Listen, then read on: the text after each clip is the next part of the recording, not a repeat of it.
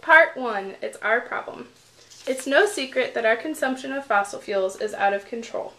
Since the 1850s, we've been increasing the use of petroleum, and we're soon going to run out. We currently produce and consume over 250 liters or 200 gallons of oil for every man, woman, and child on Earth. Here you can see that we have 20 gallons times 10 would represent our 200 gallons. And for about 6.7 billion people, that's 1.34 trillion gallons a year. In a global comparison, the United States is responsible for consuming nearly a quarter of the oil produced each year. We have increased our oil consumption by more than 16% in the last 10 years. At this time, it's estimated that since the 1850s, we have globally consumed nearly half of the oil reserves, about 1.1 trillion barrels of oil. If we continue to consume oil at this rate, it's estimated that there's only enough oil in reserves to power us for another 40 years. Can you imagine the devastation that would occur if we were unable to power ourselves?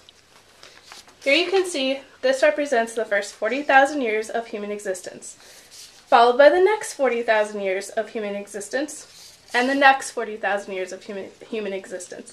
But wait, we have another 40,000 years of human existence. Finally, you can see that this is the most recent 40 years of human existence. And in 1850, we started using petroleum, and it's estimated to run out in 2050. Part 2. A possible solution.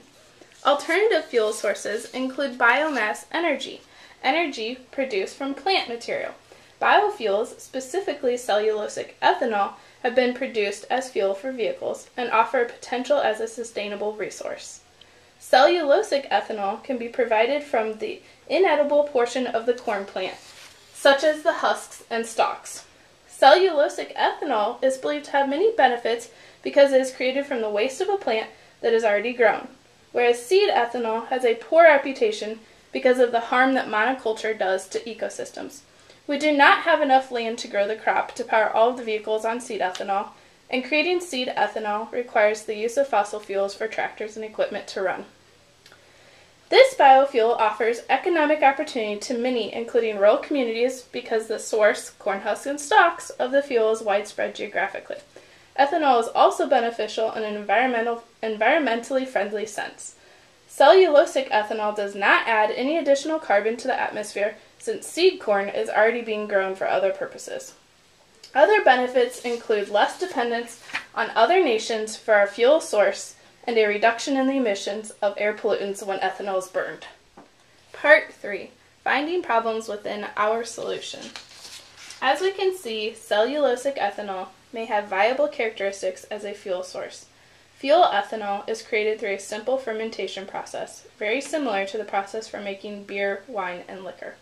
Through the fermentation processes, carbohydrates, which are crops, are converted to sugars and then to ethanol and alcohol. Like many processes, there are naturally occurring elements within the process that make the process less efficient. In this particular study, we are examining how a bacteria, Lactobacillus, a native of the fermentation process, can be eradicated from the ethanol batches. More on Part 3, finding problems within our solution. Lactobacillus contaminates the ethanol batch when the ethanol-producing yeast and bacteria compete for glucose. When the bacteria grow, they produce lactic acid and acetic acid, which inhibits or slows the growth of the yeast. The process of fermentation for a batch of fuel ethanol should usually take approximately 50 hours, when the yeast is able to consume all of the sugars. If lactic acid and acetic acid is present, the fermentation process is slowed and takes up to 72 hours. Antimicrobial drugs can be added to the fermentation cultures for bacterial control, but resistance to the drugs may lead to decreased efficiency of these antimicrobial drugs. A cost-effective solution to eradicating lactic acid and acetic acid from the fermentation cultures is what's really desired. Part 4. Looking for a solution within a solution. As we know, the yeast, represented by the yellow Play-Doh here, and the lactobacillus, represented by the purple Play-Doh here, compete for glucose, slowing the fermentation process. We also know that there's an antimicrobial protein known as PAM-A, which is represented here in the orange Play-Doh, that is active against the Lactobacillus species. At this time, a protease, represented by the blue Play-Doh here, is required to activate PAM-A to kill the Lactobacillus species. Hi-ya! Thus preventing the production of lactic and acidic acids that slow the process of fermentation.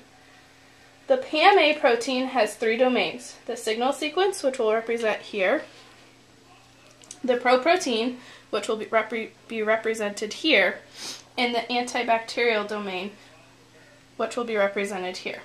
The gene sequence has been decoded for the protein and the antibacterial domain has been identified, meaning that we know each amino acid that represents the antibacterial domain. When the antibacterial domain is present in a fermentation culture, activation of the antimicrobial protein against Lactobacillus, which is required to kill the Lactobacillus, is not activated without the presence of a protease. Once again, our blue Play-Doh here.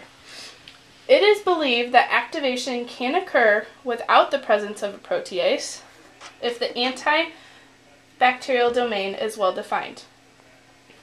At this time, it is believed that the antibacterial domain of the peptide could be truncated to find the active chain of amino acids that will react with the Lactobacillus without the presence of a protease. Meaning, if we can shorten this and add it to our batch in the fermentation lab, that we will no longer need the protease in order to kill the Lactobacillus. If this occurs, the efficiency of the production of fuel ethanol will improve.